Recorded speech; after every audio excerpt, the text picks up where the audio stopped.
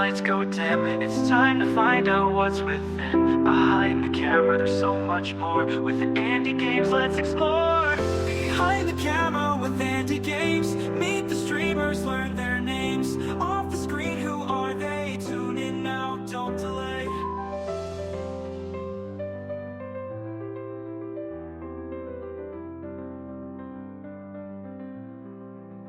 From gaming highs to personal... Hello, everybody, and welcome to Behind the Camera with AndyGames.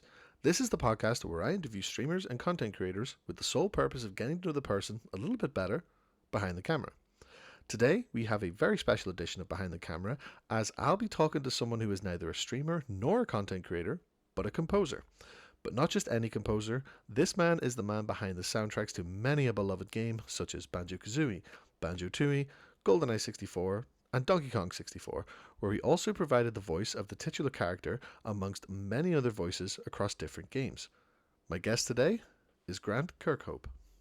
Grant, thank you so much for taking the time to appear on Behind the Camera with AndyGames. It is an absolute pleasure to have you. How are you doing today? I'm good. Thanks for asking me. No, of course. Happy days. But yeah, so like the whole premise of this is just really more to get to know like a little bit more about yourself, your background, just in I suppose in like music and performing arts. I suppose you could sort of generalize everything at and just kind of just have like have a chat about everything. So but yeah, first of all, so what can you tell us about your background, like in music, performing arts, and how that led into video game composition and those in its own way voice acting through that too? Oh, it's a long story. So old. Well, I did the usual stuff at school. I played recorder at 4, trumpet at 6. Started playing guitar. I did the classically trained trumpet player thing, and started playing like metal guitar at 12, sort of self-taught, and then went to school. Went to the Royal Northern College of Music for 4 years in Manchester. To study trumpet as a classical trumpet player, and then decided I didn't really want to do that. I only really went because it meant I needed to get a job, right? I could just go for 4 extra years without getting a job. So I did that. It was all right. I just wanted to be in a metal band back then. That's all I wanted to do. I wanted to be in Judas Priest or Iron Maiden or something like that. And then left there, and then for the next 11 years, I spent playing in bands, really. Like some doing terribly, some doing all right.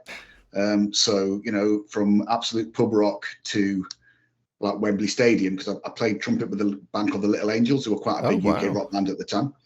And they had a #1 album, and several other successful albums. So I was, they were friends of mine from years from Scarborough, because I was in North Yorkshire at the time, and played trumpet for them for quite a while. So, and we did like, their own tours. And they could do like the City Hall type size in the UK. So like Hammersmith Odeon, things like that, Yeah. It's called something else now.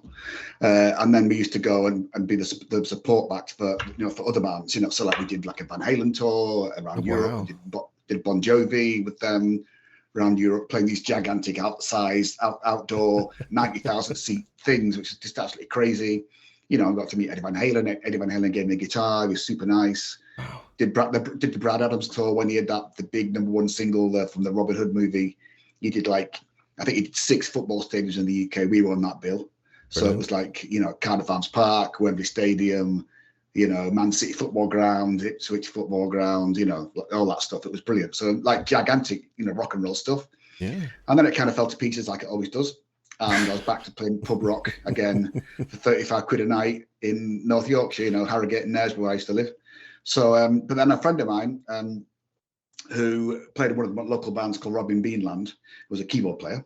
Yep. And he said, I've got a job. And I was like, oh, no one that I knew got a job. Most of the people that I knew just spent, all the time on the dole. Like I was on the dole, playing in bands on the dole for 11 years on and off, really. Yeah. He said, I got a job working at Rare, working at music for video games. I was like, what? Like, no one that I knew got a job, So off he went. He'd been there about a year and a half, said to me, Grant, you've been on the dole for 11 years, which I had, on and off. He said, don't you think you should try to get a job? And I was 33. I said, well, what am I going to do? I haven't got any skills to speak of. Living at home with my mother, that's 33 still. He said, well, why don't you try do what I do? Why don't you, buy a bit of gear and try? So I said, well, I played a lot of games at the time. I thought, well, why not? Yeah. So I had my last £1,000 to my name, and he recommended buying a synthesizer and a sequencer package and bits and pieces. And I spent 1994 writing music in my bedroom in my mum's house, a little flat in Knaresborough. and sent Rare 5 cassette tapes over the course of 1994. Never got a reply. And then out of the blue, got a letter saying, please come for an interview. Couldn't believe it. Oh wow. So I went down and got the job. Who'd have thought it? So absolute fluke. And also, like, when I was at university, at college, I was terrible at harmony. I failed the harmony exam 3 years out of 4. Like I just didn't understand it at all. So being a composer never once crossed my mind ever. Like I wrote songs for the metal bands I played for, but that's about it. So for me to land a job as a composer was ridiculous, really, and like absolute fluke. And if Robin had never done it, I would never have done it. It's all down to him. I owe my life to him, really. You know, I feel like a weird thing. And to get to Rare and do Goldeneye as my first game, it's just ridiculous. So it's just complete fluke. Yeah, like that's incredible. Like especially to go from, you know, between, as you say, pub rock through to like football stadiums on like a global scale with these sort of world-renowned artists, and then to working on one of the biggest video games of all time. You know, you could say some 28 years on now. And like even to this day, like people still talk about the soundtrack for GoldenEye as well. So that's like such an incredible thing. Because I know that you did work on GoldenEye with Robin as well. That's with Graham Norgate. Oh, Graham Norgate. Yeah. So like, how does then sort of the, you know, when it comes to sort of being asked to write like sort of the sort of OST, do the composition for a video game, like what's the sort of process behind that? Is it a case of you are given, it's like, here's the graphic, here's like the design, write some music for this scene, or what's the sort of process behind all that? So it depends, really. Like, I think because I worked at Rare as a staff composer. I was there for nearly 13 years. Mm-hmm. So you're there from ground one, from day one, right? So you know, on any game. Where now I'm a freelancer, you can be brought in at any point. You can be at the beginning, the middle, the end, whatever. Okay. Or work at a movie. Sometimes at the movie, you have to wait for the whole thing to be done before you start to write it right at the very end. So you get a little bit at the end to write a movie. You know. So so it can be different. But I mean, like, you know, video games you can get. Like I work for Blizzard on World of Warcraft, and they supply, you know, lots of videos and tons of artwork and lots of stuff for you to look at, and they're really brilliant. And some people don't supply very much at all. They just give you a little bit of line of text to say it's a frozen ice castle. Oh wow. Or something like that, right? So you'll get a little bit of brief. But I kind of feel like any composer worth of salt, when someone says to me it's a frozen ice castle, I'm thinking about how can I make the music sound spiky and icy, right? So I'm going to use pizzicato strings on a celeste or a glockenspiel or something, or a xylophone, something that's spiky, you know, that in my head sounds like ice or whatever. Or if it's here's a warm forest, I'll be thinking about woodwinds and strings and luscious long lines and things like that, you know. So I feel like it's before you can touch the keyboard, it's in your head. You're already thinking about what it's going to sound like to you, what instruments you're going to use. So I think you can have anything from completely lots of information to not very much at all. Mm-hmm. So work on the Mario Rabbids games I did the last few years. You know, I'd get a decent, you know, kind of PowerPoint brief from Ramar Brio, who was the audio director, and he'd supply maybe some bits of music that he thinks in the right direction to give me a clue. You know, some bits of a movie scene or something or whatever. Yeah. You know, so you can get all or nothing really. It's complete from one end to the other. Oh, okay. So in its own right, then you're essentially getting like full creative control, but as long as it kind of makes sense. Obviously it goes through like approval stages, surely, but you put the music out there and be like, this is what I've got, yes or no. Would that be the sort of process by the end of it? Yeah. Yeah. And like, I tend to sort of say, you know, tell you what, I'll write the first 16 bars, whatever, 30 bars, and say, you know, and let me know if it's in the right direction. If not, I'll start again. It saves me wasting time writing a big 5-minute piece. And they say I don't like it. You start again. So I say it's better for me to give you bits as we go along, and then you can kind of say yes or no, yes or no. So that's kind of how it works. And usually when you start a game, you know, or a movie thing, at the start of it, you might be doing a few rewrites, but when you get into the flow of it, it gets less. Mm-hmm. So like on the 2 Mario Rabbids games that I did 25 versions of the first piece. Oh wow. But after that was 2 or 3. Yeah. So you know, so you just want to get the kind of mood right and all that kind of thing. So like that. Yeah, that's interesting. And just to go back to what you said about like sort of how you know, let's say if you have like an icy forest and how you sort of then think to compose like the particular music, like it makes me think of Banjo-Kazooie immediately. Freeze Easy Peak and Banjo-Kazooie. Like Banjo-Kazooie is one of my favorite games of all time.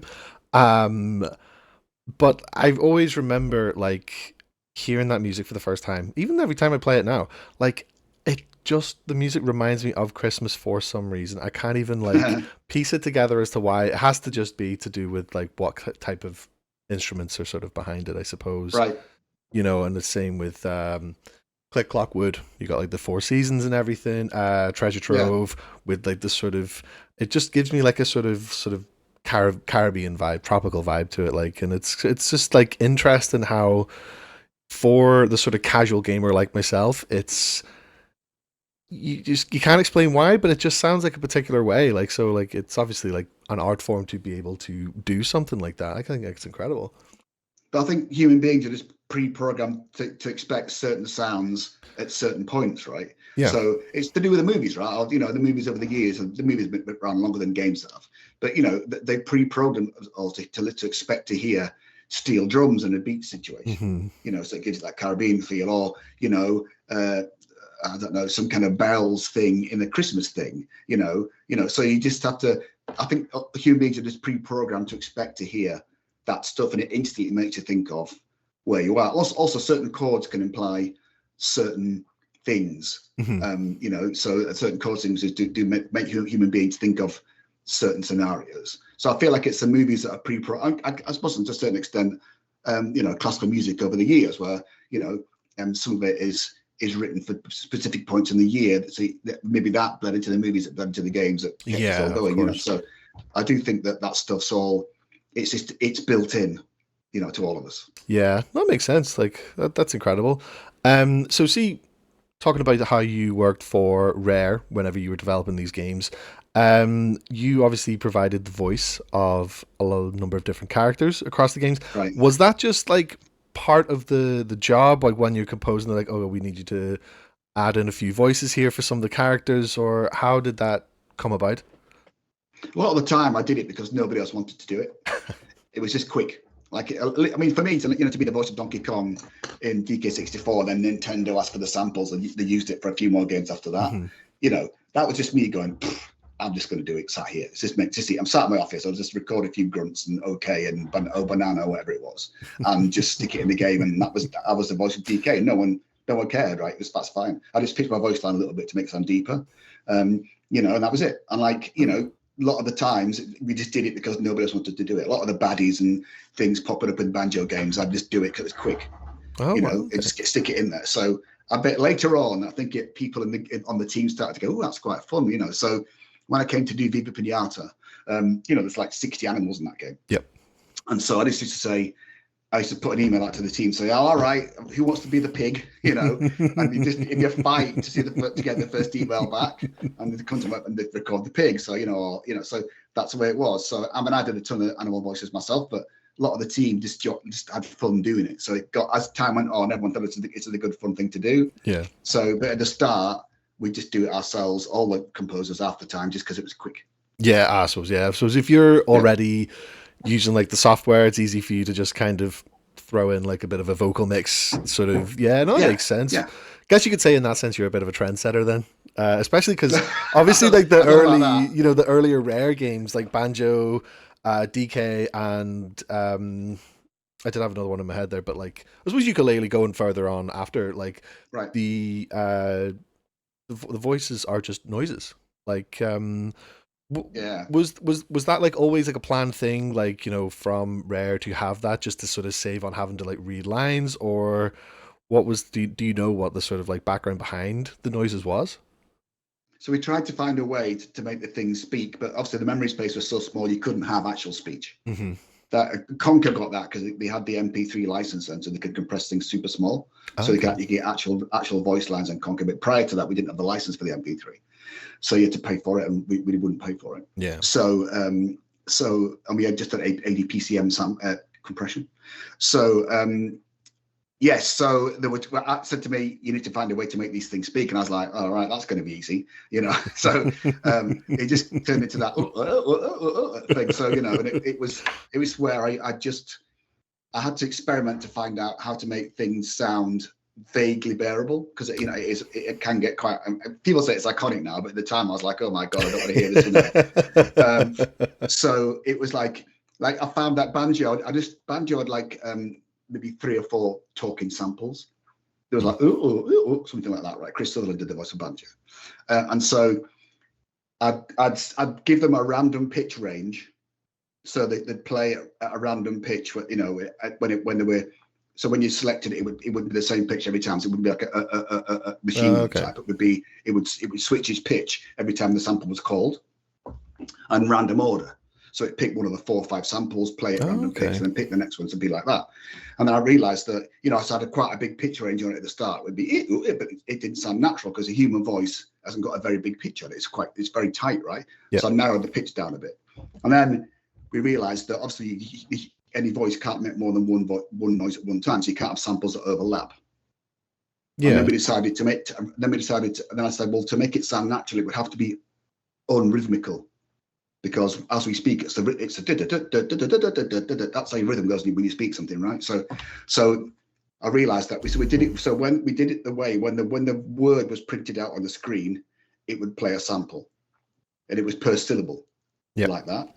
So, and if the next part of the word popped up before the first sample had finished, it would cut that sample off and play the next sample. Oh, okay, yeah. So it would make it sound. So it got like that disjointed human way of speaking. And the pitch randomization give it a bit of a flow. So obviously it's not very good, but it was the best I could do at the time, right? And I remember when I went to have the meeting with the guys from My Rabbids in Paris, like when we started the game, they were sort of saying, "God, that speech is so iconic." And I was like, "You're joking, right?" Like it was just the worst of the worst. We couldn't make it any better than that. So it's bizarre how these things become like iconic, but at the time we were like, oh my god, we can't take any more of this noise, you know.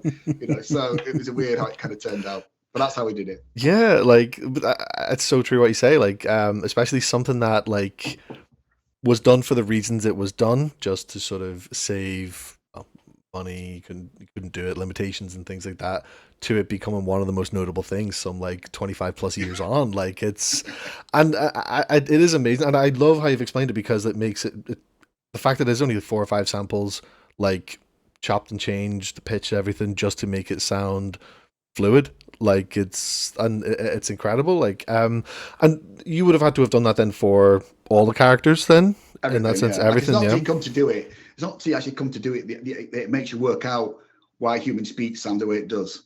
Like at first I was just like, this go da da da da. It's like, oh, that sound doesn't sound very natural, and I had to work out a way to make it sound disjointed. And like Kazooie, all of Kazooie's samples could be used for speech, but not all banjos could. It was weird. Some things worked, some things didn't. You know, like for Clank of the Whale, I just turned banjo's speech samples way down in pitch. Oh, so they're the same.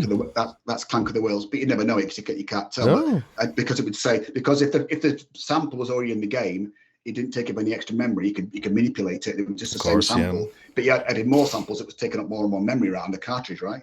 So you think you'd reuse things for other purposes, then we did it. You know, so as I say, Clanker's speech is just banjo samples, just pitched super low.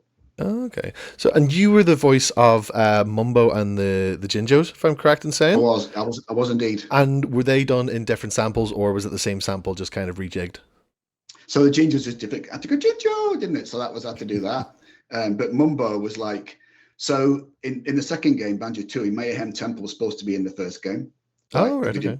But we didn't get time to do it. So I'd already done that. Come on, if you think you're hard enough, sample for Mumbo Jumbo, right? So the samples were already in the game. So when it came to Mumbo talking, I went, I'll just use those because they're already in the game, right? So I just cut up that phrase, you know, come on, like that. I just cut it into bits. Oh, okay. So it created like whatever, how many number that is, 10 or so, and then I just play those again, random order, random pitch. And that was Mumbo's talking voice. It was that phrase, just oh wow, back randomly. But then when it came to the Uminaka, that was a set phrase, and then Ikumbokum was just those original voice samples. I just rearranged them to create that word. I just thought it sounded cool.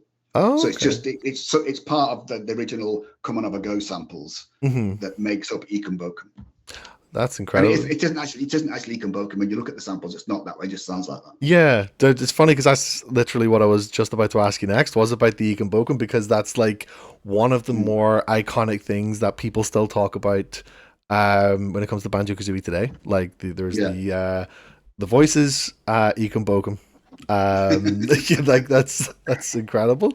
So then, what about then? Whenever like Mumbo does the transformation, is it Omanaba or something? No, it's Omanaka, Uminaka. Umanaka. Yeah. So That's what? That's a little funny phrase because that was a joke between me and the lead design, the head of the game, Greg Mails, because one of my testicles were a bit sore one day, and so so I just said let's just do Uminaka.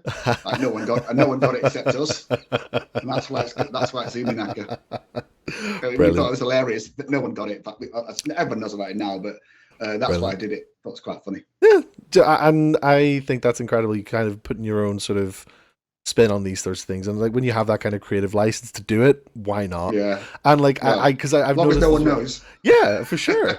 And I think as well, like I've noticed with like rare games, like playing the rare games like 20 years on, there are in Banjo and Banjo Tooie, there's definitely been a few adult jokes thrown in that you might not Yeah, have noticed like 20 odd no, years yeah, ago. and I do think that's part of the appeal of Banjo-Kazooie. I think it's got that split level like The Simpsons has a little bit. How Hmm. it's got kids don't get it, but adults do, and it makes it Yeah. funny for everybody. And it's not easy to do that. I think sometimes it just has to be that random thing where let's just do it like this. It'd be funny, and if it makes us laugh, it makes everybody else laugh, right? Oh, 100%, 100%.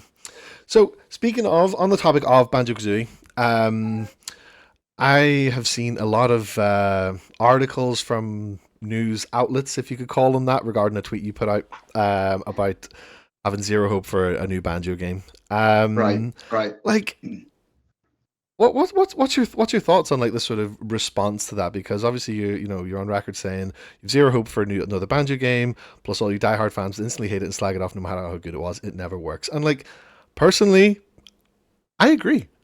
But like, I want to what's your thoughts on like the sort of like reaction to that and all these like kind of articles coming up in response?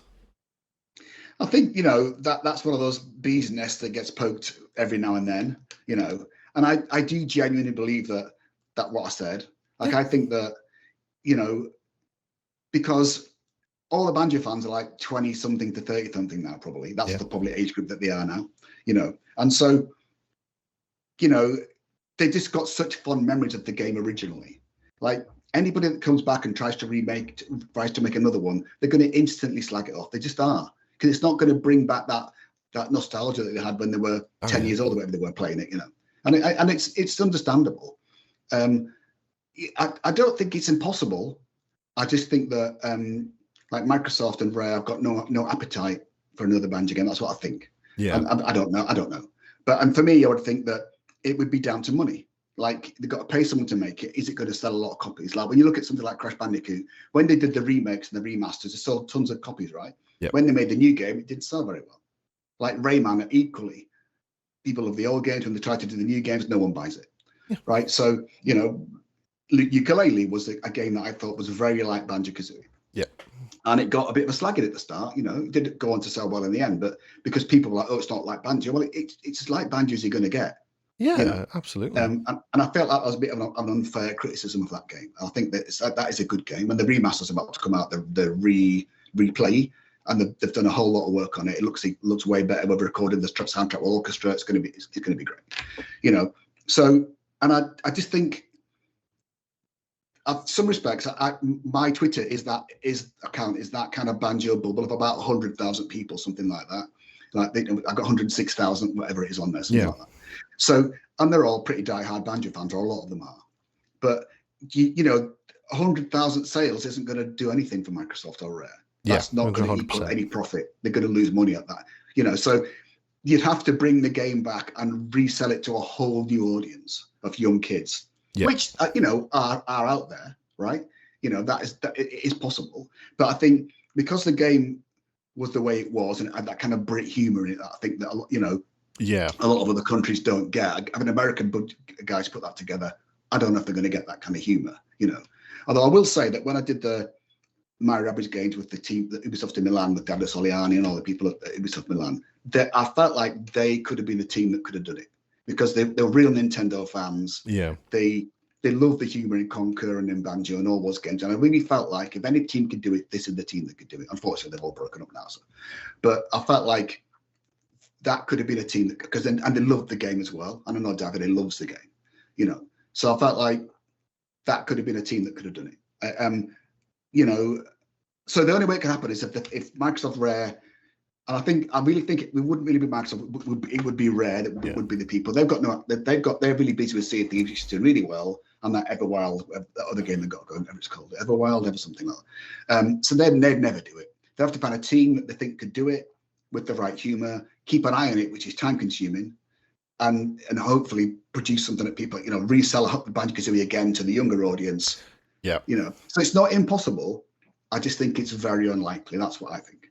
No, 100%. You know, yeah. And sorry, I'm getting noticed that to get to please the existing Badger fans is a tall order, right? 100%. Like, I completely agree. And I think, like, you look back to Nuts and Bolts coming out, like, in 2007, 2008, roughly. 8 years on, we'll say, after Banjo-Tooie, and that game gets an unfair rep just because it's not the same as Kazooie or Tooie, right? And I don't understand why. Like, obviously it's all different, but like it's the whole change into Microsoft, and then obviously there was the Rare replay that came out that featured Kazooie and Tooie, and obviously the other Rare games as well. And then obviously, like you said, Ukulele, kind of people just was like, oh, it's a knockoff Banjo, kind of missing the point, really. Yeah. Like, I read somewhere that it was supposed to be like the sort of spiritual successor, was probably like the sort of unofficial nickname for it in its own right. But I mean, it makes sense because it's like there's a lot of similarities, like the platform and the voices, similarities with the soundtracks. You can kind of tell that there is like that inspiration. But at the same time, like, I kind of feel like it boils down to the sort of diehard fans not really understanding what actually has to go into making a third game that can really live up to its predecessors. Because you look at Tooie as well as a game, like it. I mean, you could kind of tell the sort of like technological advancements with sort of game development compared to the two. You had like such a small game in Banjo-Kazooie versus like an absolute behemoth in Tooie. And you know, you would think with a third one that it kind of has to follow suit, but like it's like 25 years on, people are still kind of campaigning for that. Like, surely from your perspective, like, you must be kind of like sort of proud of what you've done with those games for it to be like, yeah, like people would still want more. It really is massively humbling, right? I'm not, you know, I never take this. This is never lost on me, right? Like, I feel like, you know, the Rare had a real golden period of those kind of years that I was there and other people were there, you know, where everything we touched just seemed to turn to gold. Yeah. You know, and we were also massively fortunate to be there at that time, and to have the right people in the right space to make those crazy games and all that. It's just it's like lightning in a bottle, right? So, you know, it was super, and you know. Not for 1 minute would I think anybody would be talking about Banjo-Kazooie 20 odd years later. I mean, you know, especially the soundtrack. I mean, you think, you know, it's sonically not great because all the samples are pretty terrible and it's such a low sample rate and all that. But people still like the music as it, you know, it's astonishing to me. And Goldeneye and all the rest of it, and Perfect Dark. And, you know, it's crazy that people still talk about that stuff all this time later. So it's hugely humbling to anybody, all of us involved in those projects, you know, to be remembered. I always think for a composer, to be remembered for anything is amazing. Like, it's one thing. Never mind a few things. Like, I've always think, you know, to people to remember something that came out of my head that somebody else in the world likes enough to want to listen to it again. Never mind one person, a few people. Like, it's pretty fantastic, you know.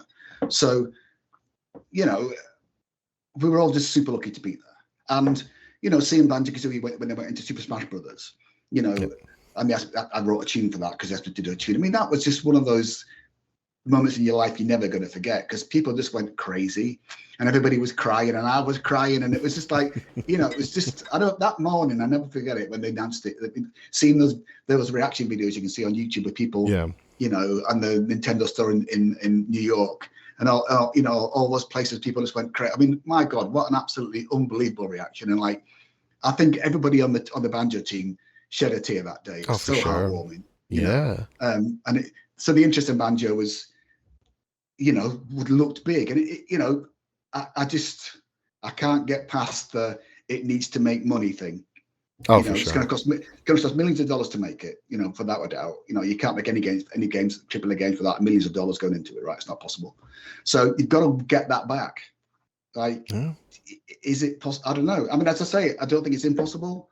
I just think it's unlikely. Yeah, no, I completely agree with you as well. So, um, mentioning the Super Smash Brothers, Banjo-Kazooie, going into that, I was actually just about to ask about that as well. So, what what was that like? You know, getting to essentially sort of rewrite and record Spiral Mountain theme for like their map, essentially, like because surely then it's a case of like you know what the song is, you've done it, you wrote it like some 25 years previous to that, and you get to like sort of upgrade it and do your own thing with it. Like, what was that like being able to just sort of do that and just let loose on it for something That's so one of those. nostalgic, you know? Yeah, that was one of those kind of really fantastic things to get to do. Like Davide Soliani, who's a creative director on the Mario Rabbids game, said to me, "Nintendo want to get hold of you. Can I pass on your emails?" Like, of course, you know, why would you not Yeah. do that? You know. So, and I got an email from them, super polite Japanese people, Mr. Kirkhope. I've got a project. We'd like you to collaborate with you on. Are you interested? I was like, "Are you joking?" You know, I didn't know what it was, and I just thought, you know, and back in my mind, I thought, you know, I wonder if it's Banjo going to Smash. I thought that can't be. It must be like something like Rabbid Peach or something from the Mario game, the Rabbids games going into, or something like that, you know, because we'd just done the first Mario Rabbids game, you know, the Kingdom Battle. And, you know, because I had some dealings with them, I thought it must be something to do with that.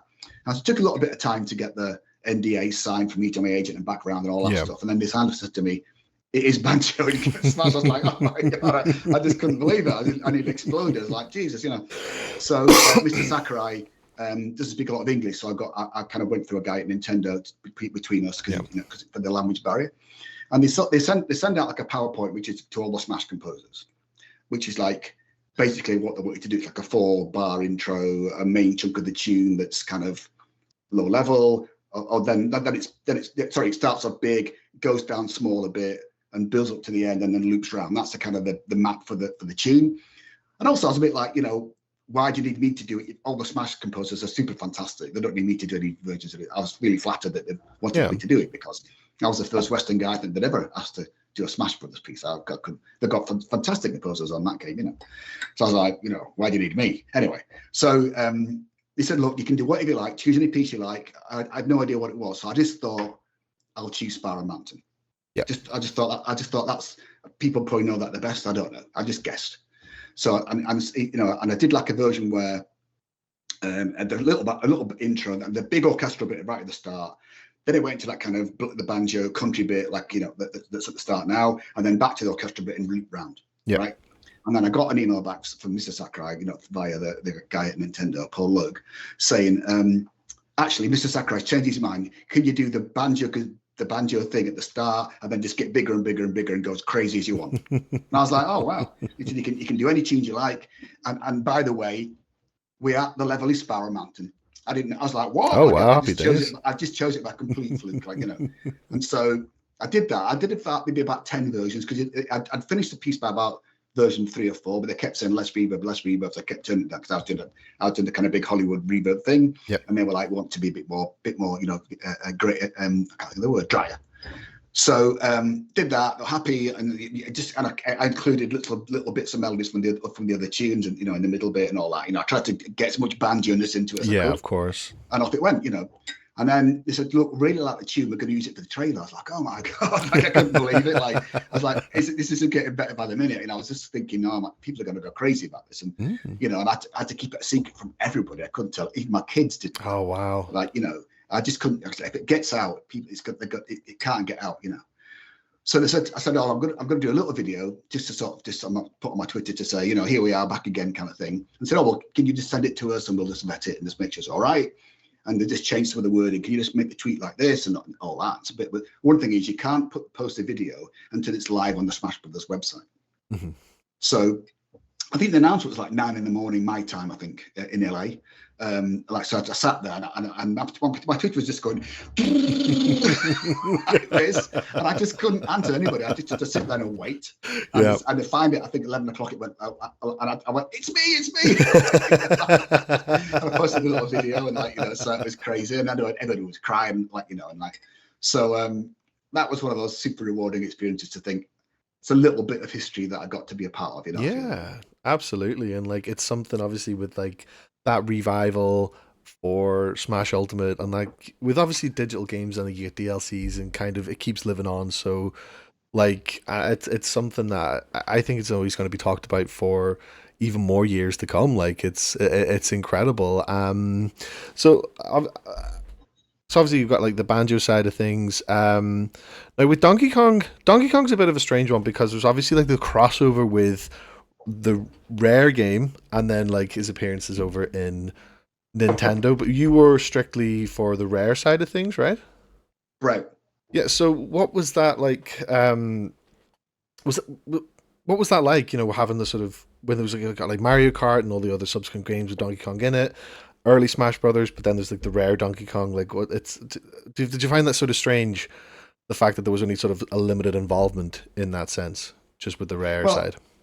well, I guess when Rare were part owned by Nintendo at like 49% of the world owned by Nintendo right at the start, like Dave Wise had done Donkey Kong Country and Diddy Kong Quest, the first two games, and a little bit of the third game as well. And David really, I mean, Rare had brought Donkey Kong back up to date, right? Because Yep. Donkey Kong was kind of forgotten about, and Nintendo said, "You just take it, do what you like with it. Oh, okay. We're kind of done with it. It's up to you." So Rare, the Donkey Kong Country was a revelation, right? When it on the SNES, it was absolute, And Dave did a fantastic job on reinventing the kind of the DK theme and doing his own theme. I mean, that is the Donkey Kong theme forever, right? No matter what happens, So that was fantastic. And then it came to DC64. Dave was busy on Dinosaur Planet, I think at the time, became Starbox Adventures. So it fell to me. So I was already doing Perfect Dark and Banjo Tooie at the same time, which is a bit bizarre. And I got to be given Donkey Kong 64 too, so 3 games at the same time. Quite a busy couple of years. And to get to touch that iconic character for anybody is spectacular. Like get to do 2 Mario games is ridiculous. Yeah. Right? So I feel like who wouldn't want to have a go at DK? It's such one of these all time. Next to Mario, I think DK is the next one, right? Mario's absolutely. the biggest. Donkey Kong's the next. And I think for me it was like this is fantastic. So. But of course, we come to the DK rap, of course, So Yes. George Andreas, who was the game. George Andreas was an associate designer on Banjo-Kazooie and then got given the DK team because he was so good, and he was the lead guy on Donkey Kong 64. So look, I want to do a rap for the to bring DK up to date, a bit like the SNES. Dave Wise brought the SNES version up to date. Yeah. So rap music was a huge force at it's gigantic force now, but in the 90s, so. I was like, yeah, let's do it. It'd be funny. So, got the lyrics together. It's going to be funny. We're going to get Chris Sutherland and George Andreas for the rappers. And I found that drum beat on a synth. And George originally wanted to be like that Run DMC track, That's the Way It Is, which is quite a fast rap track. And I was like, no, George, it wants to be like this. It wants to be like Funky Kill Medina, that one, like, so, what I mean? So found the drum beat, off we went. And we all thought it was hilarious. Like, we thought, oh, yes, people are going to love this. But of course, when it came out, everybody said that everyone thought it was me trying to make a credible rap track. Like the rappers of the time. I was being like, it's the thing about bananas and coconuts. I'm not trying. It's not supposed to be. It's not supposed to be credible. But I got a bit of a slagging at the time. So I feel like it's taken 20 years for people to like the DK rap. I think they like it now, but everyone hated it at the time. I tell you what, young kids liked it because they had no preconception of being cool. Where the teenagers wanted to real rap music, not my rubbish that I write. And so they didn't like it. But the little kids got it, I think. Do you know, it's funny you say that because it's one of them things. Every single time I watch a streamer playing DK64 for the first time, and like this is somebody who's like my age in their early 30s, right?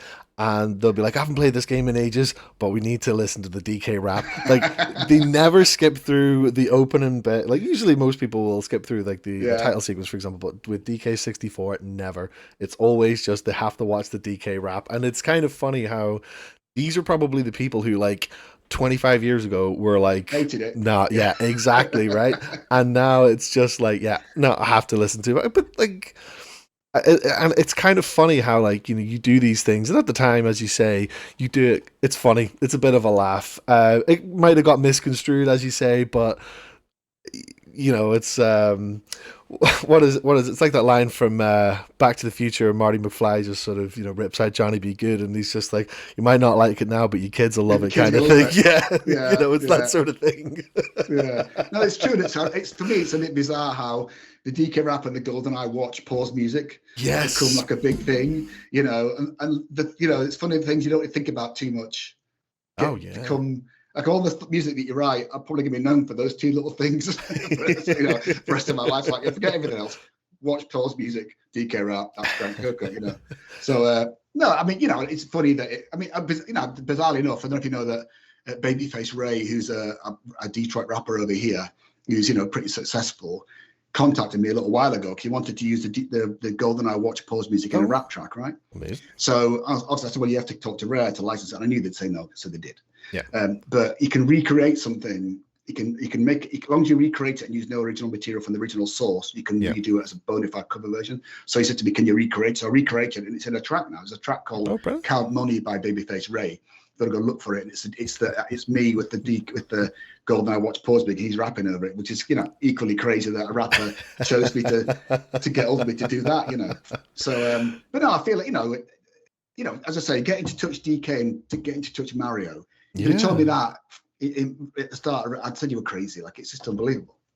Yeah, for sure. Like, because I'm sure even at the time as well, going back to sort of the early, mid, late 90s, it's one of them things. You're doing this, you're working on these games, DK falls in your lap the way it does, and then it probably at the time, it kind of feels like, I've done this, but that's it. It's just like a sort of, that was amazing, on to the next thing. But that's something that's like stayed with you for the last 25 years as well, like even through all the other things that you've done, because even with like the sort of the newer games that came out up until a certain time, like your voice, even like as archive footage, was still used, so your name's still always like attached to these things for like a long time. Like, it's just it's incredible.